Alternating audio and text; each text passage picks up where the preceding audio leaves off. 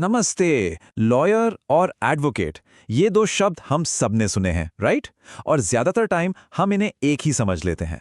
सोचते हैं एक ही तो बात है, पर क्या सच में ऐसा है? आइए आज इसी कंफ्यूजन को हमेशा के लिए दूर करते हैं। तो सबसे बड़ा सवाल यही उठता है कि एडवोकेट और लॉयर, क्या ये बस एक ही प्रोफेशनल के दो नाम हैं या इनके बीच कोई असली कानूनी फर्क है? चलिए पर्दा उठाते हैं इस बात से। देखिए, आम बोलचाल में तो चलता है, लेकिन जब बात लीगल सिस्टम की होती है, कानून की दुनिया की, तो इन दोनों में जमीन आसमान का फर्क है। और हाँ, इस फर्क को समझना सच में बहुत इंपॉर्टेंट है। तो चलिए शुरू करते हैं। सबसे पहले बात करते हैं लॉयर की। आखिर एक लॉयर होता कौन है? ओके, तो लॉयर बनने के लिए जो सबसे पहली चीज चाहिए वो है लॉ की डिग्री। सिंपल। जिस किसी ने भी कानून की पढ़ाई पूरी कर ली हो, मान लीजिए एलएलबी कर लिया हो, वो टेक्निकली एक लॉयर है। मतलब उनके पास कानून की पूरी जानकारी है, ए टू जी। तो सवाल यह है कि डिग्री तो ले ली, पर एक लॉयर काम क्या करता है? वो आपको लीगल एडवाइस दे सकते हैं, आपके लिए कॉन्ट्रैक्ट्स या एग्रीमेंट्स बना सकते हैं, किसी कंपनी के लीगल एडवाइजर हो सकते हैं। बेसिकली उनका ज्यादातर काम कोर्ट के बाहर ही होता है।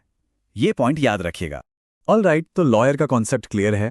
अब आते हैं इस स्टोरी के दूसरे और शायद सबसे इंपॉर्टेंट कैरेक्टर पर, एडवोकेट।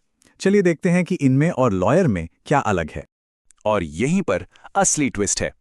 एक एडवोकेट असल में एक लॉयर ही होता है, पर एक एक्स्ट्रा स्टेप के साथ। वो सिर्फ डिग्री लेकर नहीं रुकते, बल्कि स्टेट बार काउंसिल में रजिस्टर होते हैं।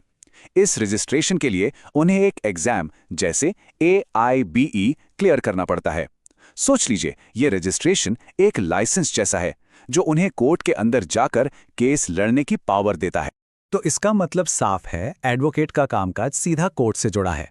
वही हैं जो कोर्ट में अपने क्लाइंट के लिए खड़े होते हैं, जज के सामने आर्ग्यूमेंट्स रखते हैं, दलीलें पेश करते हैं। चाहे मामला क्रिमिनल हो, सिविल हो, फैमिली का हो, वो सब कोर्ट में हैंडल करते हैं। और दोस्तों, ये लाइन सबसे जरूरी है, इसे दिमाग में बैठा लीजिए। हर एडवोकेट एक लॉयर होता है, लेकिन हर लॉयर एडवोकेट नहीं होता। सिंपल, क्योंकि एडवोकेट बनने का रास्ता लॉयर बनने से होकर ही जाता है।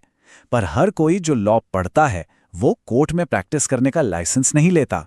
That's the key difference. ठीक है, थ्योरेटिकल बात तो समझ आ गई, लेकिन अब आते हैं प्रैक्टिकल पॉइंट पर।